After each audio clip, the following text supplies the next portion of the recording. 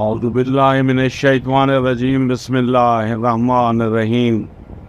शुरू करता हूँ अल्लाह के नाम से जो बहुत ही मेहरबान और निहायत ही रहम करने वाला है। अस्सलाम वालेकुम viewers, welcome to my YouTube channel G Rizvi official. Today our topic is regarding Kanun Shahadat Order 1984, which is important in all respect, whether a civil case or criminal side or litigation on commercial as well as consumer or even all type of litigation involves the Kanun Shahadat Order 1984 for resolving the disputes through just decision in accordance with law। तो इसलिए कानून शहादत order 1984 जो कि पहले Indian evidence act होता था 1872 का, ये बहुत ही अहमियत का हामिल है। ताहम इसमें 1984 में कुछ तरामीम की गई जिनको क्राइटेरिया इंजंक्शंस ऑफ इस्लाम का बनाया गया कि शहादत का मेयार जो कि इस्लाम, शरिया, फ़िक और फ़िक का कंसर्न लॉ जो है, मुस्लिम पर्सनल लॉ जो है, उस हवाले से उसको शहादत और शहादत का प्रिंसिपल लाया गया और इसी तरह तज़कियतुल शहूद का प्रिंसिपल लाया गया। ताहम वो हदूद लाज के हवाले से है। अगर मामला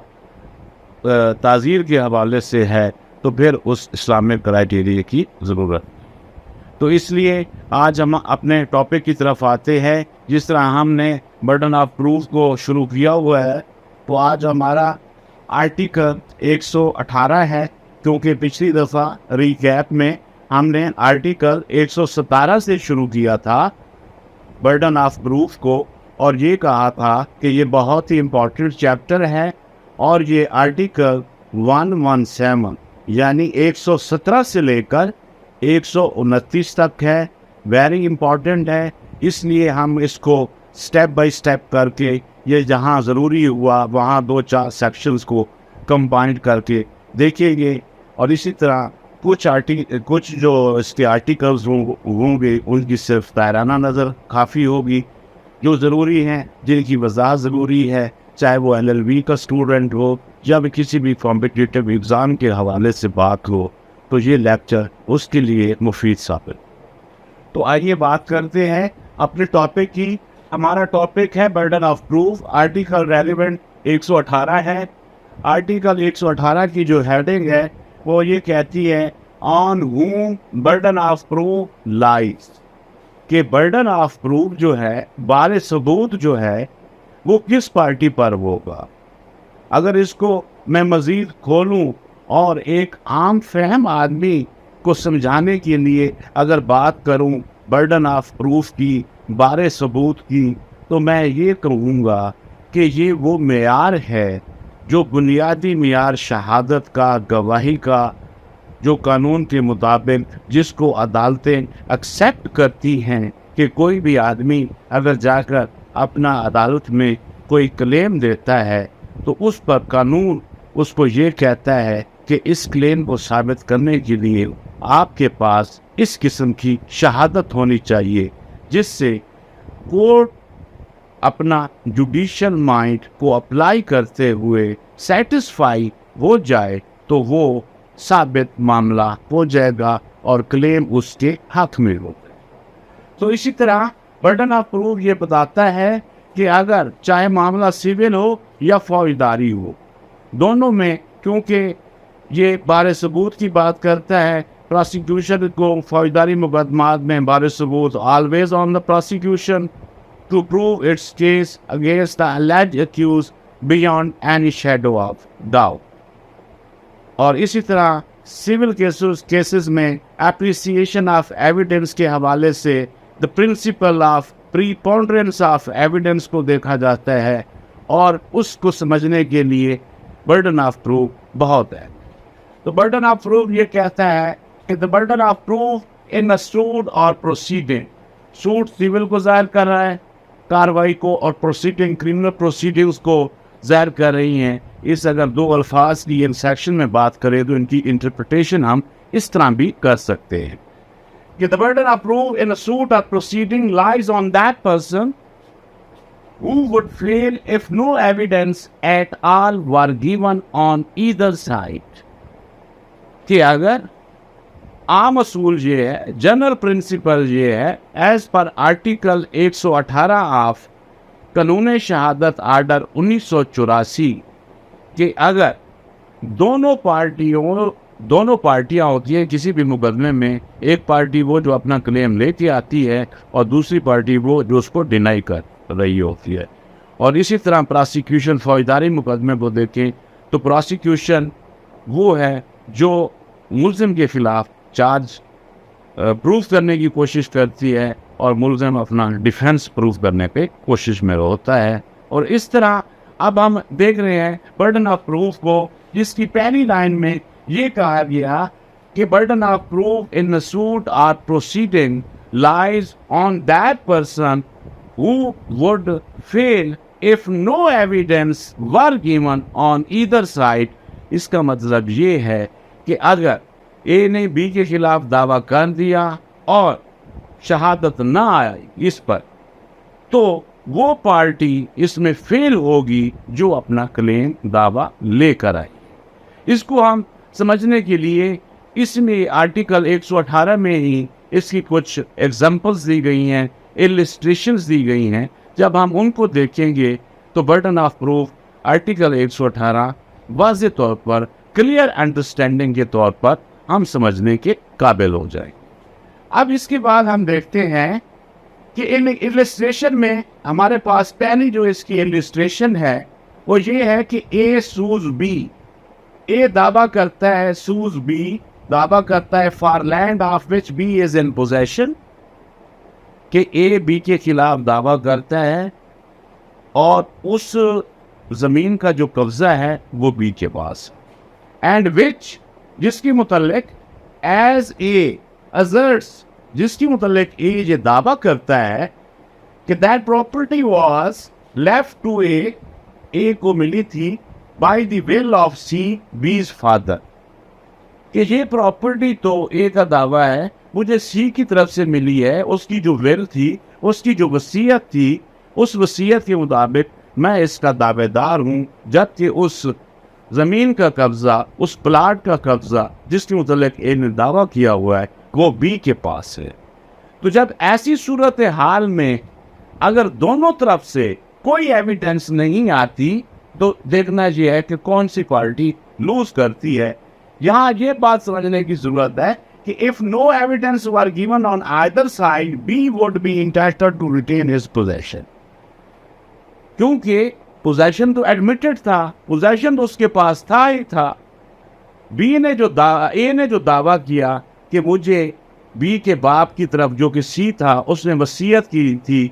और मुझे ये ज़मीन दी थी, वो उसको साबित नहीं कर सका, चाहे इस पर बी आगे काउंटर शहादत दे या ना दे, अपने डिफेंस में शहादत दे या ना दे। हमने पिछले आर्टिकल में ये पढ़ा था कि who assert anything must prove it,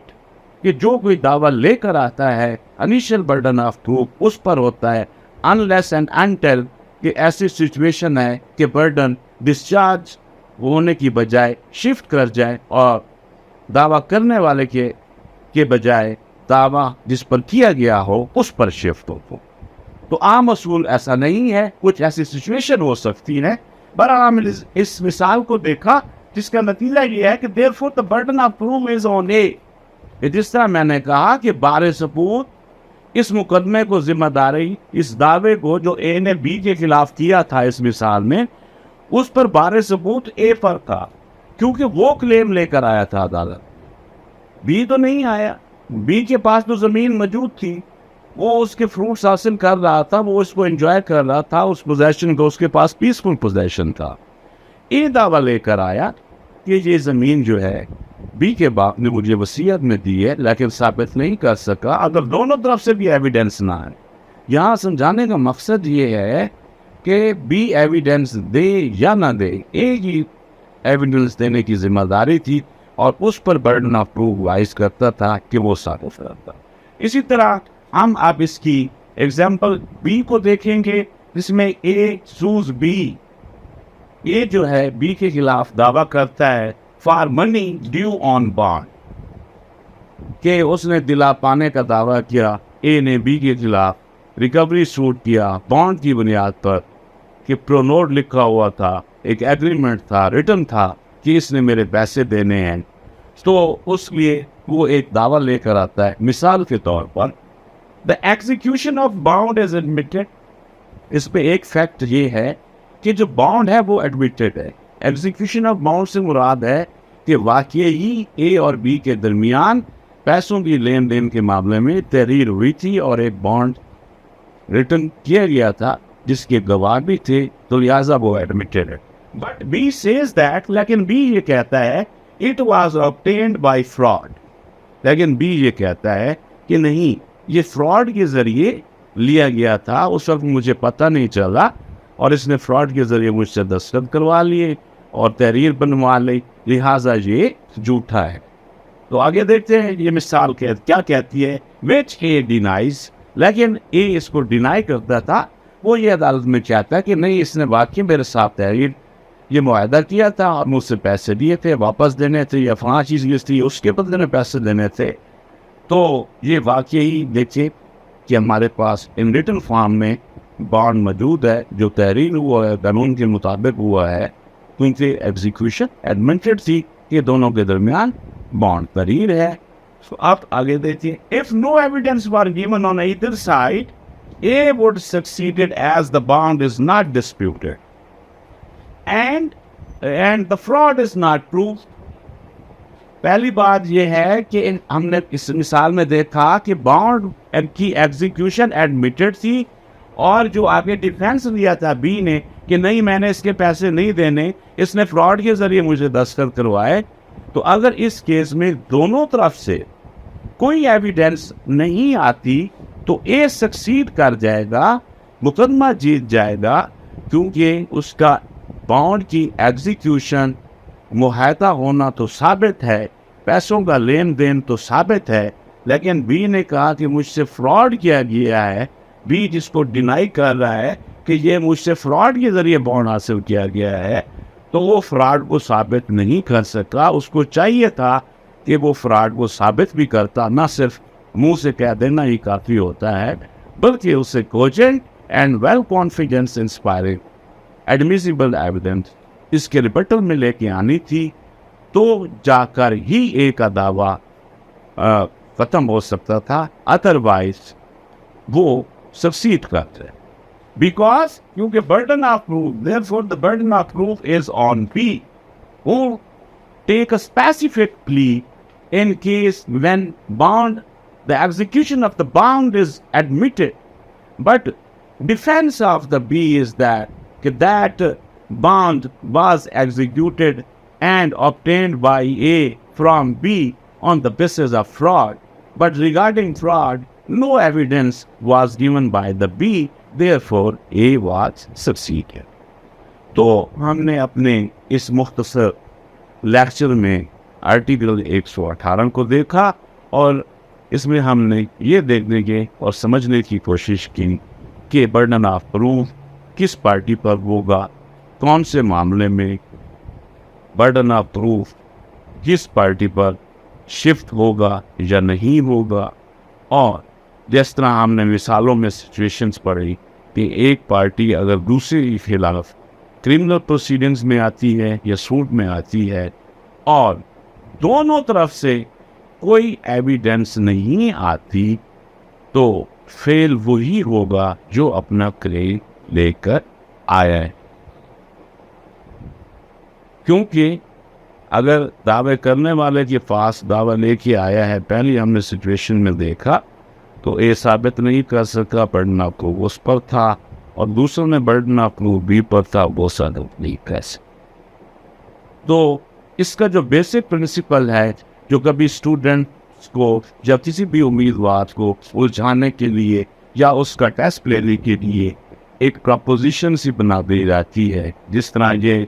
मिसालें खड़ी हैं, एग्जाम्पल्स हैं, इलस्ट्रेशंस हैं। इन इलस्ट्रेशंस की शेप में भी कानून शहादत आर्डर के क्वेश्चन पेपर में सवाल पूछा जा सकता है। और किसी तरह कि